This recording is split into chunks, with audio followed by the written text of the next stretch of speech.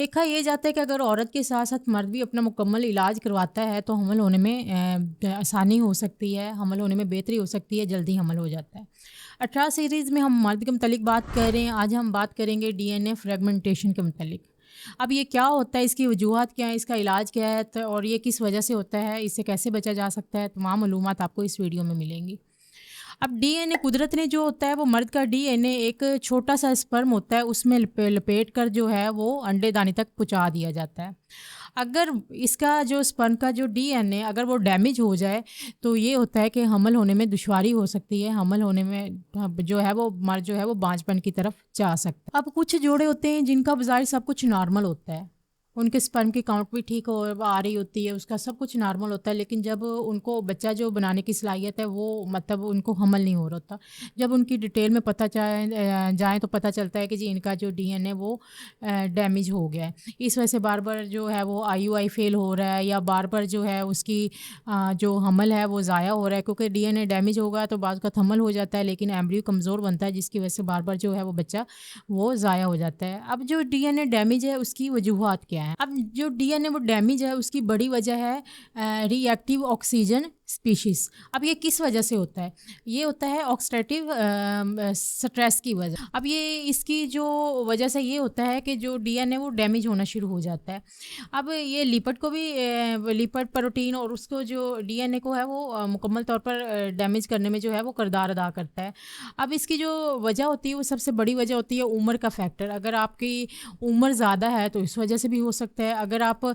Cigarette نوشی کرتے ہیں، اسموکنگ کرتے ہیں تو اس وجہ سے بھی جو ہے وہ ڈی این اے ڈیمیج ہو سکتا ہے، اگر آپ بہت زیادہ شور والے یا گندگی میں رہتے ہیں تو اس وجہ سے بھی جو ہے وہ ڈی این اے ڈیمیج ہو سکتا ہے۔ کچھ مریض ایسے ہوتے ہیں جن کو شوگر کا یا بلڈ پریشر کا مسئلہ ہو تو ان میں بھی جو ہے وہ ری ایکٹیو آکسیجن جو اسپیشیز ہے اس کی جو ریشو ہے وہ زیادہ دیکھی گئی ہے۔ اس طرح سے جو ورکوسلی جو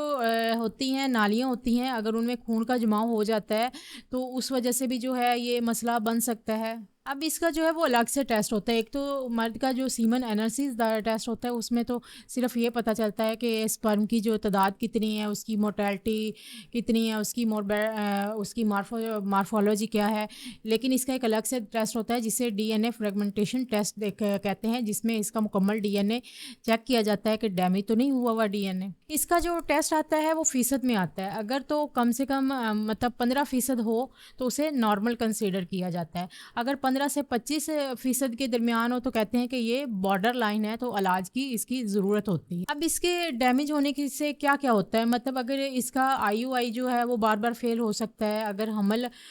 ہو بھی جائے تو اس میں ایمبریو اتنا کمزور ہوتا ہے کہ بار بار بچہ جو ہے وہ ضائع ہو جاتا ہے، یا بچے کی بالکل بھی گروتھ جو ہے وہ ٹھیک نہیں ہوتی۔ اس کا علاج کیا؟ اس کا جو علاج ہے وہ ورکوسلی اگر کوئی ہے تو اس کو مطلب خون کا جماؤ ہے تو اس کو ٹھیک کریں، اس کی جو نالیوں کی ڈائلیشن ہے اس کی کم ہو جائیں گی، اگر تو ساتھ میں آپ وٹامن وغیرہ اپنے جو ہے وہ لائف سٹائل کو ٹوٹل جو ہے وہ تبدیل کریں، اگر تو آپ کسی ایسی جگہ پہ رہتے ہیں جہاں پہ گندگی زیادہ ہے، شوائیں وغیرہ پڑتی ہیں، یا اس کو آپ کم کریں، اور اگر آپ سگریٹ نوشی وغیرہ کرتے ہیں، اسموکنگ کرتے ہیں تو اس کو ختم کریں، اپنی جو ہے اگر شوگر یا بلڈ پریشر کا مسئلہ ہے تو اس کو کنٹرول کریں، تو اگر جو ہے آپ کو اپنی جو خوراک ہے اس پہ زور دیں، ساتھ میں دوائیاں وغیرہ لیں، تو یہ اس طرح بہتر ہو سکتا ہے۔ اس کو کم سے کم جو ٹھیک ہونے میں ہے وہ 60 سے جو ہے وہ 90 دن تک مطلب عرصہ لگ سکتا ہے، تو 2 سے 3 ماہ ان کو یہ کہا جاتا ہے کہ 2 سے 3 ماہ جو ہوتی ہے وہ اپنی علاج لازمی کروائیں، اس کے بعد جو ہے وہ دوبارہ ٹیسٹ کروائیں، تو ان کا اگر ڈی میں نے جو ڈیمیج ہے وہ ریکور ہو گیا ہو تو پھر یہ حمل کر سکتے ہیں۔ اپنا بہت سا دھیان رکھیے گا۔ اللہ حافظ۔